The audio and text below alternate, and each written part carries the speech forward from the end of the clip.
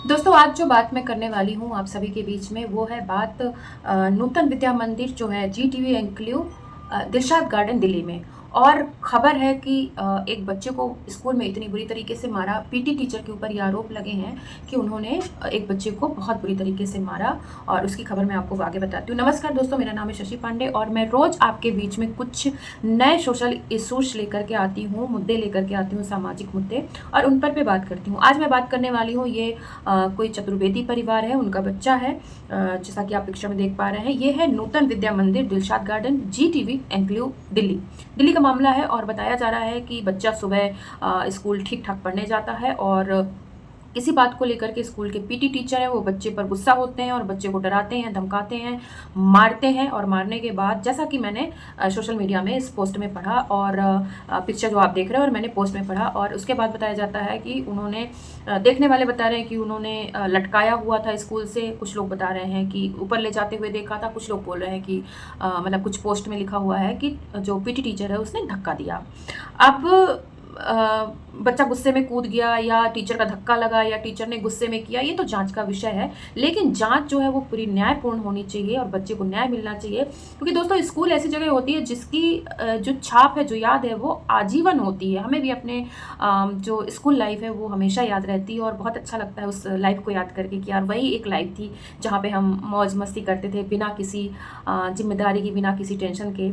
और जैसे हम बड़े होते जाते हैं वो हमारे ऊपर जिम्मेदारियाँ आती जाती हैं और वो एक लाइफ जो हम एंजॉय करके आए होते हैं, स्कूल लाइफ, वो हम पीछे छोड़ जाते हैं। तो कहीं ऐसा ना हो कि उस बच्चे के, हालांकि हो चुका है क्योंकि बच्चे को इतनी बुरी तरीके से अगर प्रताड़ित किया गया है, बच्चे के मुंह पर फ्रैक्चर है, बच्चे के पैर पर कहीं फ्रैक्चर है, तो बच्चा जो है वो सुबह ठीक-ठाक स्कूल जाता है और स्कूल से फ़ोन आता है कि आपका बच्चा जो है वो घायल हो गया, गिर गया, ऐसा कुछ खबर दी जाती है। और जब वहाँ पे पहुँचते हैं तो पता चलता है कि बच्चे को इतनी ज़्यादा चोट लगी है और फिर बात आती है कि पीटी टीचर ने ऐसा किया है। हाँ दोस्तों, हम कई बार देखते हैं कि स्कूल में जो पीटी टीचर होते हैं वो ज़रूरत से ज़्यादा एग्रेसिव होते हैं, ज़रूरत से ज़्यादा वो शायद बच्चों पे एक डिसिप्लिन बनाने के लिए जो माहौल पैदा करते हैं वो थोड़ा-सा कहीं ज़्यादा हो जाता है, ओवर हो जाता है। कुछ लोग तो बैलेंस कर जाते हैं लेकिन कुछ लोग बैलेंस नहीं कर पाते हैं, जिसकी वजह से कहीं न कहीं बच्चों के ऊपर एक डर तो होता है, लेकिन ये गलत व्यवहार भी कहा जाएगा। मैं मानती हूँ दोस्तों कि जो टीचर्स होते हैं उनकी जो चुनौतियाँ होती हैं वो बहुत कठिन होती हैं, क्योंकि बच्चों को सँभालना भी होता है, हमें उनको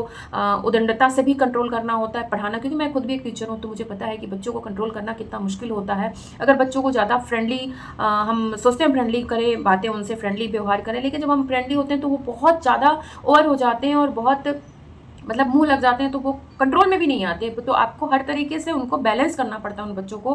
तो वो कुम्हार वाली बात हो जाती है कि बाहर से हमें थाप भी देना पड़ता है और अंदर से उनको सँभाल के भी रखना पड़ता है। तो कहीं न कहीं उनको डराना भी ज़रूरी होता है जब हम स्कूल की चीज़ों में होते हैं। तो मैं ये नहीं कहूँगी कि अगर कहीं कुछ उनको डराया गया या कुछ किया गया तो वो गलत है, क्योंकि मतलब टीचर होने के नाते ये बहुत ज़रूरी चीज़ है जहाँ पे हम बैलेंस करते हैं बच्चों को। लेकिन अगर किसी ने इस तरीके की मतलब प्रताड़ित करने का काम किया है तो निश्चित रूप से वो जांच का विषय है और उसके खिलाफ कार्रवाई भी होनी चाहिए, ताकि बच्चे के मन में तो जो बैठ गया सो बैठ गया। लेकिन उसके अगर मान लीजिए कि उस बच्चे के जीवन के साथ कुछ हो जाता तो माँ बाप क्या करते हैं, क्योंकि बच्चे तो माँ बाप के जीवन की पूंजी होते हैं। अगर बच्चों को कुछ हो गया तो माँ बाप मतलब अपने आप को शायद उनका जीवन भर वो दुख से नहीं उबर सकते, जो माँ बाप के लिए जो बच्चे होते हैं। हालांकि बच्चे इस बात को नहीं समझते, जब वो समझते हैं जब वो खुद माँ बाप होते हैं। लेकिन माँ बाप या और भी कोई इंसान, मतलब मेरे ख्याल से वो तभी समझ सकता है जब वो खुद माँ बाप हो और उनकी दशा को समझ सके। और ऐसी ही बातें मैं कहती हूँ पुलिस विभाग के लिए भी, कि वो भी जब आम जनता के बीच में होते हैं तो कुछ लोग इतना वर्दी का धौस दिखाते हैं कि छोटे लोगों को गाली देना, अनायास थप्पड़ मार देना जरा सी बात पर, या जरा सी बात पे डंडे मार देना।